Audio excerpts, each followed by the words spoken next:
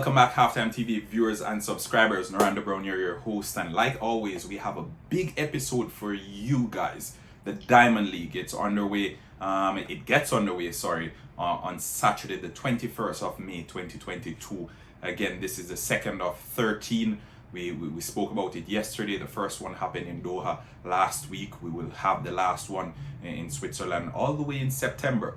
But before I get into the details of this episode, let me say thank you to my sponsors, Quicklink Shipping, RS Sports Store, and CSA Shop. You guys have been with us since day one. And if you haven't started following them as yet, you can check out Quicklink Shipping. The link is below in the description. The same thing applies for RS Sports Store. For all your latest sporting clothing and apparel, check out RS Sports Store. CSA Shop as well, located in the heart of Mandeville. CSA Shop, be free, be confident. All your latest clothing and apparel, CSA Shop has you covered. And remember folks, Quicklink Shipping, anything you need shipped into the island, they have you covered. Okay, so where will we begin today?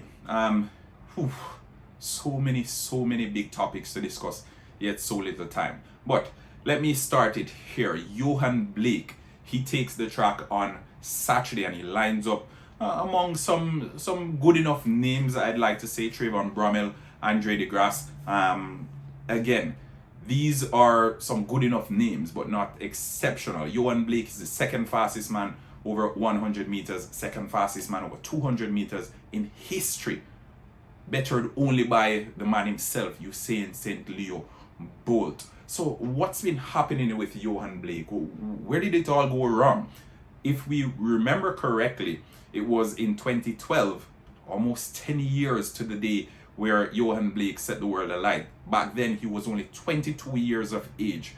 But what happened? Why is it now, 10 years later, Johan Blake is lining up amongst a field where personal best is maybe 9.7, 9.75, thereabout, yet he's still not the favorite? A question that I'm putting out there to you, the viewers and the subscribers. Let me know where you think it went wrong for Johan Blake. I'll go through the starters list, and information got to us as well that there is a second Blake in the race. They're saying he's related to Johan. We don't have any concrete information in that regard as yet, but I'm gonna give you the starters list. All right, so there's Jerome Blake, season best 10 flat, personal best 10 flat. Johan Blake 10.11 is his season's best, and we know what his personal best is, 9.69 seconds, bettered only by Usain Bolt, 9.58 seconds. All right, there's Marvin Bracey, 10.11, so a similar personal best as similar season best, as Johan Blake. His personal best is 9.85 seconds. There's Trayvon Bromell, and I mentioned Trayvon Bromell. I've spoken about him in previous weeks. He was touted to be the man to secure Olympic gold. Didn't even make it to the final. So things aren't always as we predict. And speaking of predictions, the video that I'll be doing directly after this one has a lot to do with predictions, so you can stay tuned for that one. Turn the notification on, ensure that you don't miss that one either. Andre DeGrasse, first race of the 100 meter season, 9.89 is his personal best, and he hails out of Canada. Andre DeGrasse, if you remember, he is the reigning 200 meter Olympic champion. There's Adam Jamili, 12.57 is his season best, 9.97 is his personal best, and Jamili broke onto the scene a few years ago, touted to be the next big thing in track and field. Hasn't materialized. We're still waiting to see that out of the world performance from Jamili. There's Zarnell Hughes, 10.10, his season best, 9.91 his personal best. There is Nathaniel Mitchell Blake, 10.19 season best, 9.99 personal best, and there is Reese Prescott, 10.25 his season best, and 9.94 his personal best. So if you were following me throughout this little ordeal where I was giving you the season best and the personal best for the athletes, you will realize that Johan Blake's personal best is far greater, far better than all the other competitors in the race. Yet he'll go into this race as probably second or third favorite. No one is really interested in actually watching the race because of Johan Blake. It's not a case where we will be sitting up or getting up early out of our beds to ensure that we don't miss this race that Johan Blake is taking part in. And I think one of the main reasons is the injury that Johan Blake sustained a few years ago. He's just not been the same since then. He made a little bit of a transition. He changed coaches in 2019, been with Glenn Mills since 2009, so 10 years with Glenn Mills, and then he switched coaches.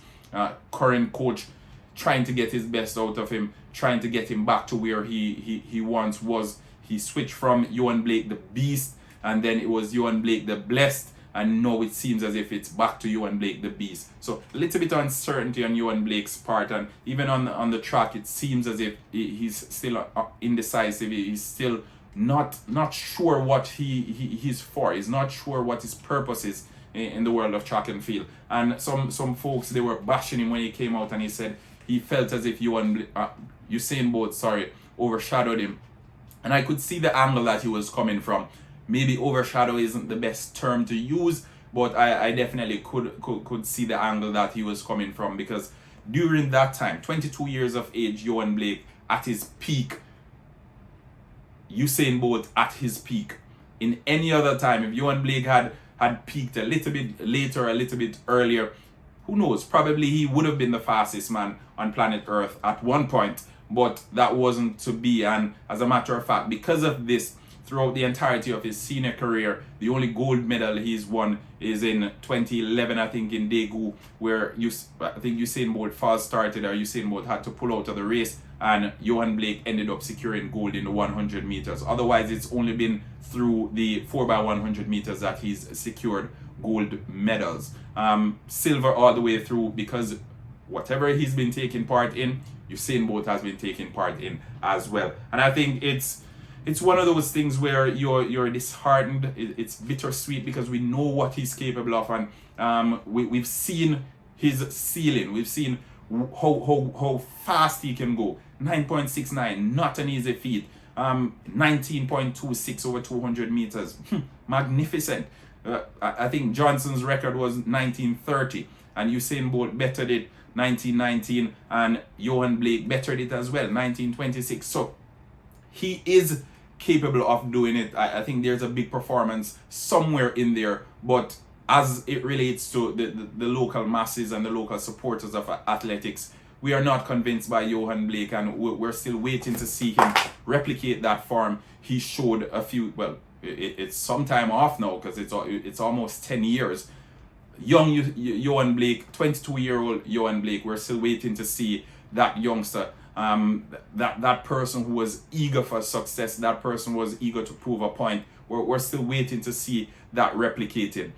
Big endorsement deals he received. I think he had a deal with Richard Mille, and for those who like timepieces or watches, for lack of a better term, Johan Blake, Richard Mille, I think it's R6101 is the model. It can cost you up to $500,000 US. And that's the deal that Johan Blake got.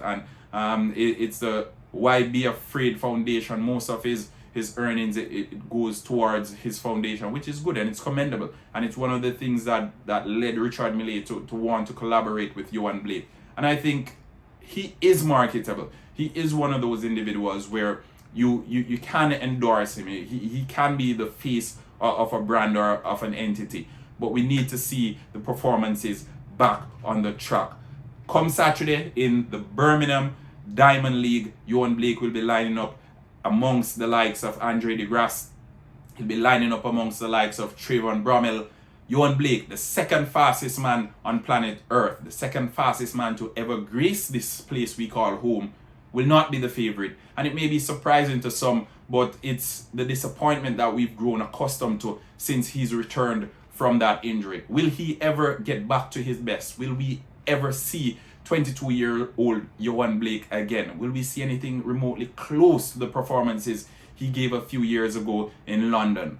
We're still waiting. I'm throwing the question out there to you, the viewers and the subscribers. Let us know. What are you expecting from Johan Blake come in the future, as a matter of fact? Come the Birmingham Diamond League meet. What are you expecting of Johan Blake? Is he even your favorite to win this 100-meter race? He's not mine, but I'm curious to hear what you guys think. Naranda Brown here from HalftimeTv saying thanks for tuning in. Remember, like, share, subscribe. Until next time, peace out.